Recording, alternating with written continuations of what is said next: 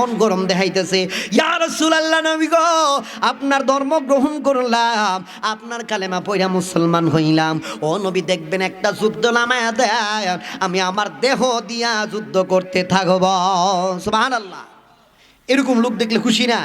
সাহাবে কেরামরা বলতেছে, ইয়া রাসূলুল্লাহ নবী গো কাফেরদের মধ্যে অনেক শক্তিশালী কাফের এইটা, এই কাফের যখন দলে আমাদের দলে চলে আসছে, মুসলমান হয়ে গেছে, তাইলে আমাদের চিন্তা টেনশন খুব কম, আমরা ইনশাল্লাহ যুদ্ধে জয় হব।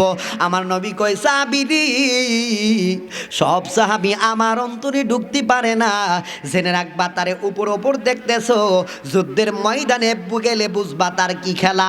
এবার সাহাবীরা সবাই যুদ্ধের ময়দানে যুদ্ধ করতেছে, হঠাৎ করে ওই যেই কাফের মুসলমান হইছে বেশি গরম দেখাইতেছে, যুদ্ধ কইরা শেষ করে দিব, মুসলমানের জয় নিয়ে আসবো, এটা কিন্তু অন্য কোনো সাহাবী বলে নাই, সেই বলতেছে তার শরীরে রক্ত খুব গরম হয়ে গেছে। হঠাৎ করে যুদ্ধের ময়দানে তার একটা হাত কাইটা গেছে। কি কাইটা গেছে? হাতটা এমনভাবে কাটছে, দুইটা অংশ কাটছে আর একটা অংশ লাগিয়া রইছে। তার মানে এটা কি জ্বালা যন্ত্রণা কম করে না বেশি করে? জ্বালা যন্ত্রণা করতেছে।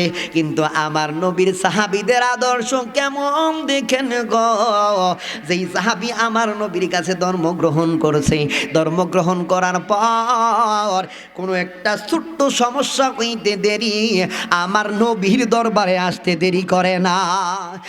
আইসা উপস্থিত হয়ে বলে, ইয়া রাসূলুল্লাহ নবী গো আমি আপনার সাহাবী, পেটের ব্যথায় ভুগতেছি, আমার পেটের ব্যথা কিভাবে ভালো হবে জানি না গো নবী, আপনার দরবারে উপস্থিত হয়ে গেলাম। আমার নবীর সাথে সাথে তুতু মুবারক লাগাইয়া পেটের মধ্যে মালিশ কইরা করতে দেরি রে, সাহাবীর পেটের ব্যথা ভালো হইতে দেরি নাই। এখন সাহাবীদের বিশ্বাস নবীর কাছে যে কোনো কিছু হইলেই নবীর কাছে যাইব। এবার আসেন যুদ্ধের ময়দানে যদি কোনো সাহাবীর হাত কেটে যায়, কোনো সাহাবীর চোখের মধ্যে সমস্যা হয়, কোনো সাহাবীর কোনো জায়গায় কেটে যায়, কেটে যাওয়ার পর ক্ষত বিক্ষত হওয়ার পর সকল সাহাবীদের বিশ্বাস দৌড়ে নবীর কাছে উপস্থিত হয়। এক যুদ্ধের মধ্যে এক সাহাবীর আর জিব্বার মধ্যে আঘাত লাগা জিব্বাটা টুকরা হয়ে গেছে, টুকরা জিব্বাটা দৌড়ে আমার নবীর সামনে নিয়ে গেছে, বলছে, ইয়া রাসূলুল্লাহ নবী গো আমার তো জিব্বাটা কেটে গেছে, আমি যুদ্ধ করতে কষ্ট পাইতেছি। সঙ্গে সঙ্গে আমার নবী থুতু মোবারক দিয়া জিব্বাটা আগের মতো জোড়া লাগায় দিয়েছে। সাহাবী সাক্ষী দেয়, আমার নবী জিব্বা লাগায় দেওয়ার পর দেখতে পাইলাম আমার আগের চাইতে জিব্বা আরো ভালো হয়ে গেছে।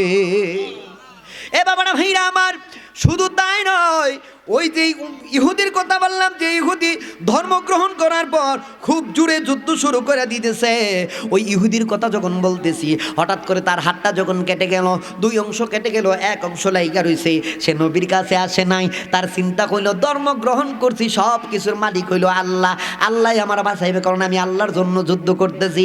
আমার আল্লাহ কই, না রে না, ময়দানের মধ্যে আমার বন্ধু আছে রে, আমার বন্ধুর সাথে যোগাযোগ কর, তাইলে আমি আল্লাহর কাছে আসতে তোর দেরি হবে না। জোরে কোন ঠিক কিনা? এবার ওই ইহুদি ধর্ম গ্রহণ করার পর তার ভিতরে বিশ্বাস শুধু আল্লাহর বিশ্বাস নিয়েই বসে আছে, আল্লাহ মানে ভালো করবে, আমি আল্লাহর জন্য যুদ্ধ করছি, আল্লাহ আমাকে বাঁচাইবে। কিন্তু এই ইহুদি তার হাতের যন্ত্রণা সহ্য না করতে পায় না, আমার নবীর কাছেও যায় নাই, পায়ের মধ্যে পাড়া দিয়া বাকি অংশটারও চিরা ফালাই দিছে। এবার হাতের যন্ত্রণা বাড়ছে না কমছে? বাড়ছে। এবার অর্ধেকটা কাটা ছিল, এটা নিয়ে যুদ্ধ করতে তার কষ্ট হইতেছে, নবীর কাছে আর যায় না। অন্য সাহাবীরা সমস্যা হইতেছে, নবীর কাছে গিয়ে বলতেছে, ইয়া রাসূলুল্লাহ আমি তো পতাকা নিয়ে রাখছি, আমার একটা হাত কাইটা গেছে, আমি আর একটা হাত দিয়ে পতাকা নিবো, হাতটা কি করবো? আমার নবীজির সাথে সাথে থুতু মুবারক দিয়ে ওই হাত জোড়া দিয়ে দিছে, নতুবা হাতের মধ্যে যন্ত্রণা, নবীজির থুতু মুবারক অথবা ফুয়ের উসিলা আমার আল্লাহ তাআলা তাকে একটু শান্তি দিছে, সে যুদ্ধ ময়দানে যুদ্ধ পরিচালনা করতে পারছে। এই বিশ্বাস সাহাবীদের ভিতর ছিল, কিন্তু তার ভিতরে এই বিশ্বাস ছিল না, তার ভিতরে বিশ্বাস ছিল আমি কালেমা গ্রহণ করছি, আল্লাহ আমারে বাঁচাই রাখবো, ঠিক কিনা? কিন্তু হাতের যন্ত্রণা সহ্য না করতে বাইরা ফাড়া দিয়ে হাতটা চিরা ফেলাইছে। এবার যন্ত্রণা তার বাইরা গেছে, কিছুক্ষণ যুদ্ধ করার পর আরেকটা লোকের মারতে পারে নাই, অবশেষে ওই ব্যক্তি নিজের তরবারি নিজের বুকের মধ্যে চাপ দিয়া দুনিয়া থেকে বিদায় হয়ে গেছে। নাউজুবিল্লাহ কোন? তার ইন্নালিল্লাহি পড়া যাবে না, কারণ সে আত্মহত্যা করছে। কেননা যুদ্ধের ময়দানে যে নিজের তরবারিতে নিজে মরে তার নাম আত্মহত্যা। জোরে বলেন ঠিক কিনা? বিষ খাওয়া, ফাঁসি লাগানো, এটি কি আত্মহত্যা। এই আত্মহত্যা মানে নিজের মরণ নিজে মরলো। তাহলে যুদ্ধের ময়দানে আল্লাহ নবী তাদেরকে বেশি অপছন্দ করেন যারা যুদ্ধের ময়দান থেকে পলায়ন করে, যুদ্ধের ময়দানে যারা আত্মহত্যা করে তাদেরকে আল্লাহ নবী বেশি অপছন্দ করেন। তখন সাহাবীদেরকে ডাইকে বলে, সাহাবীরা কইসলাম না বেশি ফালায় লাভ নাই, দেখো এই লোক বেশি ফালায় কি করছে, এবার শহীদও হইতে পারলো না, গাজীও হইতে পারলো না, হইল কি আত্মহত্যাকারী। কি হইল? আর আত্মহত্যাকারী মানি জাহান্নামী, সে ধর্ম গ্রহণ করার পরেও জাহান্নামী। এই জন্য আল্লাহ কোরআনে অন্য আয়াত লিখেছেন, ফাওয়াইলুল লিল মুসাল্লিন, নামাজ পড়ার পরও এমন কিছু নামাজ আছে যেই নামাজ তোমারে জাহান্নামে নিব। নারায়ে তাকবীর।